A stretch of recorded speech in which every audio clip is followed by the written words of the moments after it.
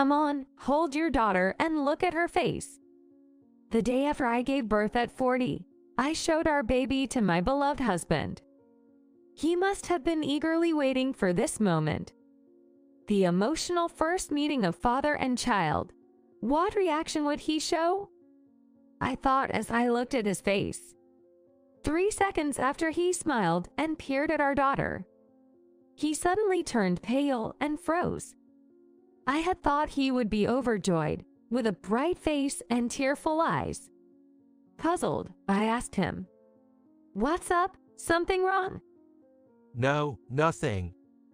Who could have predicted the tumultuous events that would follow? My name is Karen Carpenter. I'm a 40-year-old working mom with a full-time job. After graduating from college, I landed a job at my first-choice company. Since then, I've been dedicated to my career. In my 20s, I was in a long-term relationship, but it ended after I discovered his infidelity. After that, I threw myself even more into my work and was the first among my peers to get promoted. By the time I was around 30, all my friends were getting married and having kids. I felt like an outsider, congratulating them somewhat distantly. Since then, I've resigned myself to the idea that marriage and children were not in the cards for me. I've been single ever since. After being promoted to department manager at 37, work became even busy, leaving no room for romance. During this time, a younger colleague I was fond of, Tyler Perry, said to me, "Karen, I know you're busy with work, but maybe it's time to think about your own happiness." Tyler was about 35 then. He already had a family and was known in the company as a dedicated dad. I envy you, Tyler, for having a lovely family, but at my age, love isn't exactly easy to come by. Then Tyler, with a serious look, said, "Karen, why don't you meet someone I know? He's a senior from college, a really nice guy, and he's single. I just have a feeling you two would hit it off." "What? You don't have to go through all that trouble for me." "No, I'm not just being nice. I just thought you and he might get along. If you're up for it, maybe the three of us could go out for drinks sometime." Convinced by Tyler's enthusiastic, "He's really a great guy," I found myself nodding in agreement. After a while, Tyler set up a time for the three of us to go out for drinks. Nice to meet you. I'm John Carpenter. The man who appeared was soft-spoken and seemed kind. We introduced ourselves and started drinking together. The conversation went better than expected. Tyler and John were in the same tennis club in college and seemed to be close. They shared similar tastes in food and hobbies and quickly became good friends despite the age difference. After graduating, John became a government worker, while Tyler joined his current company. They still met up occasionally for meals. Tyler often mentioned he had a respected female boss. Curious, I asked John, maybe impolitely, "Why have you stayed single until now?" Well, I had someone I thought of marrying in my 20s, but it ended after her infidelity. I've been somewhat wary of love since then. What? That's actually true for me too. I never expected we'd have this in common. We looked at each other and shared a wry smile.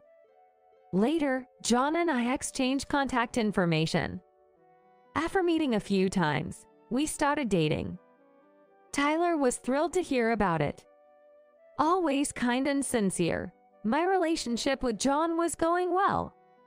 But as we continued dating, I started to wonder about something odd. After a while, when we were driving together, John suddenly said, "Let's avoid this road," and turn back. Or at a hotel on a trip, he'd say, "We can't stay in this room." Such incidents kept happening, and finally, I asked John the reason. He hesitantly replied, Actually, I have what you might call a sixth sense. I was speechless. Honestly, I had never believed in ghosts, and I never expected John to say something like that. You might not believe it, but, for example, Karen, your guardian spirit, is an elderly woman. What? She has a mole under her left eye and shoulder-length hair, and she's wearing a purple cardigan. I gasped. That was exactly how my maternal grandmother, who passed away when I was in high school, looked. She often wore a purple cardigan I had given her. Since then, I believed what John said. There were times when he would touch my shoulder, whisper something, and suddenly my shoulder would feel lighter, a mysterious experience. It seemed true that he had a sixth sense. His psychic ability didn't change how I felt about him. Our relationship smoothly continued, and after a year and a half, he proposed. I happily accepted, and we got married. We didn't have a wedding, but we threw a small party with friends. Tyler, who attended, cried with joy for our marriage, filling us with happiness. I can't thank Tyler enough for introducing me to John. A peaceful life with John began, but 6 months later, something unexpected happened. I found out I was pregnant. At 39, I never thought natural pregnancy was possible, and it was a complete shock. When I told John, he too was surprised but genuinely delighted. I never imagined I'd become a father. This is the happiest thing ever. John, I'll do my best. Let's build a happy family with this child. Of course, Karen, I'll support you in every way, so don't hesitate to rely on me. When we announced the pregnancy to my parents and in-laws, both were overjoyed. Especially John's parents, who blessed us with tears. True to their nature, my in-laws are wonderful people. Given the high-risk pregnancy, we were particularly careful in the early stages, but the baby developed well. John took great care of me, helping me through the difficult periods of morning sickness. Around 6 months into the pregnancy, when my belly began to show, Tyler at work told me he needed bereavement leave because his mother had passed away. While I was shocked, I agreed and showed concern for him, but he stoically said, "I'm okay." John and I decided to attend the funeral to express our condolences. Tyler, I wonder if he's all right. I don't know. He was raised by a single mother, right? We need to be there to support him. At the funeral home, a portrait of Tyler's mother, with a gentle smile, was displayed.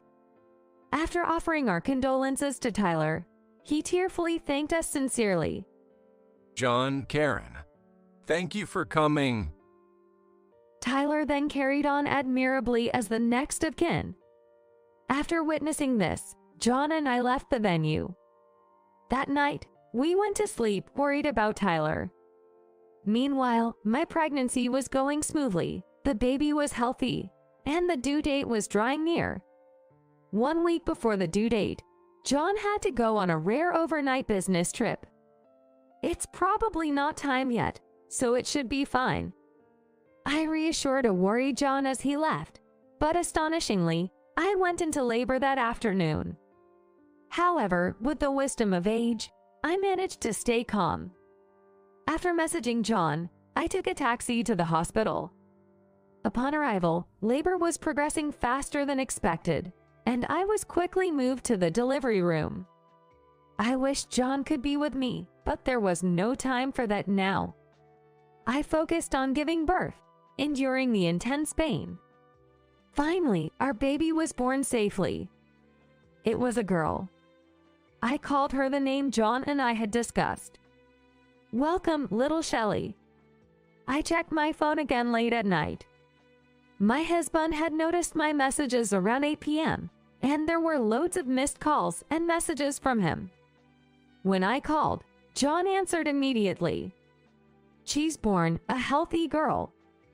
Upon hearing this, he sighed with relief. I'm sorry I couldn't be there for the birth. I'll be back first thing in the morning. "Okay, I'll be waiting." After the call, exhausted, I fell asleep. The next morning, while I was in the hospital room with the baby, John rushed in. Karen, you did great. Where's our baby? Right here. Come on, hold Shelly. I showed him our sleeping daughter. The emotional first meeting of father and child. I wondered what reaction he would show.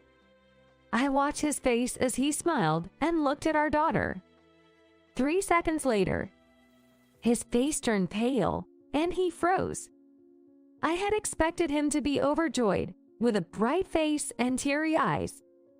Curious, I asked my husband, "What's wrong?" Nothing. John said nothing, still shaken. "Talk to me, please." When I pressed him, he bluntly announced, I'm going home. "What? You're not going to hold Shelly or take pictures?" I can't. Bye. John actually left. Holding Shelly, I was left dumbfounded. To act like that in front of our child, what on earth? I felt suspicious of John. But before that, I had to take care of the baby. John didn't show his face at the hospital until discharge, and he kept ignoring my messages. On the day of discharge, I took a taxi home, and John was there. Hey, ignoring me and not showing up even once. What's the meaning of this? Without even glancing at the baby, he retorted, What are you talking about? You betrayed me, giving birth to another man's child. "What?" I could feel my blood boiling. "What are you talking about? Don't be ridiculous." Of course, I hadn't cheated, and Shelly was definitely John's child. But John, with a murky look, glared at me and said something even more shocking. That child, she's Tyler's, isn't she? What? Why would Tyler's name come up? He's married and just a colleague at work. Then why is Tyler's mother the guardian spirit of this child? What? According to John, Shelly has had a guardian spirit watching over her since birth, who looks just like the portrait of Tyler's mother we saw at the funeral. John was serious. He didn't seem to be lying. Why would Tyler's mom be the guardian spirit of Shelly, who's unrelated? So, the only explanation is that you cheated and Shelly is Tyler's child, right? Wait a minute. This doesn't make sense. I'm going to call Tyler here right now. I'll make him confess. John started calling with a furious tone. Eventually, Tyler arrived at our house. I explained the situation to him, but even he, aware of John's psychic abilities, was baffled. No matter how much he was pressed, there was nothing between Tyler and me. There was no affair to confess to. Then John, frustrated, said, We're getting nowhere. The only option is to do a DNA test. If that's what it takes for you to be convinced, John, I'll cooperate. Thus, Tyler provided a sample, and a paternity test with Shelly was arranged. With scientific proof from the DNA test, I thought he would be convinced. So I agreed to it. However, I requested not only a paternity test between Tyler and Shelly, but also between John and Shelly. For the 3 weeks until the results came, John barely spoke to me and didn't try to touch Shelly. It was heartbreaking, but I endured, thinking it was just until the DNA results clarified everything. After 3 weeks, the results finally arrived. John, Tyler, and I checked them together. While John opened the envelope, all I hoped for was that he would see the results and feel reassured. But as John pulled out a sheet of paper, he turned red with anger and started yelling. See, our results show a biological relation between the baby and Tyler. What? Tyler and I exclaimed in unison and looked at the report. Indeed, it stated there was a biological relation between Tyler and Shelly. What does this mean? Shelly is supposed to be John's child. I was completely confused.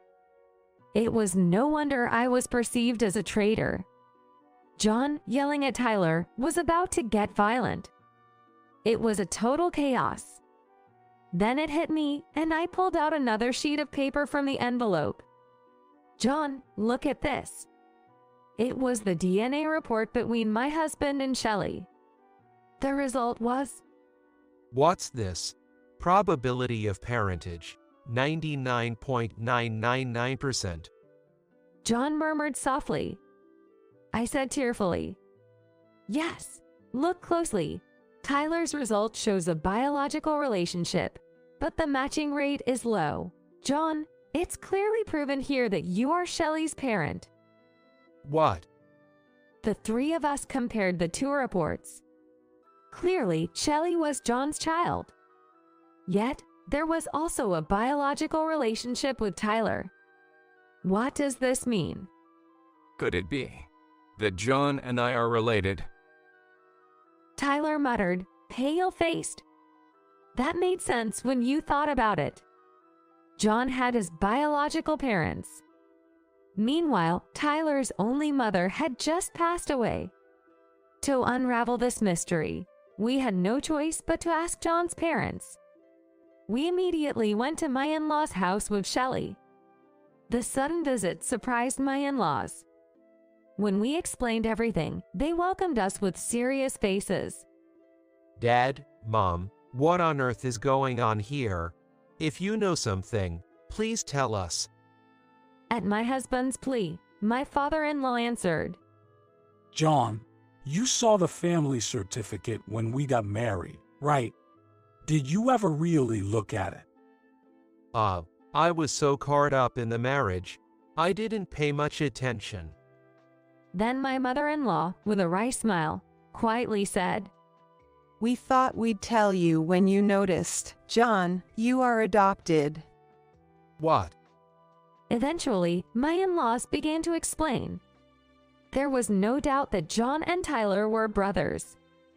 John's biological parents had divorced while pregnant with their second child, Tyler, when John was 2 years old.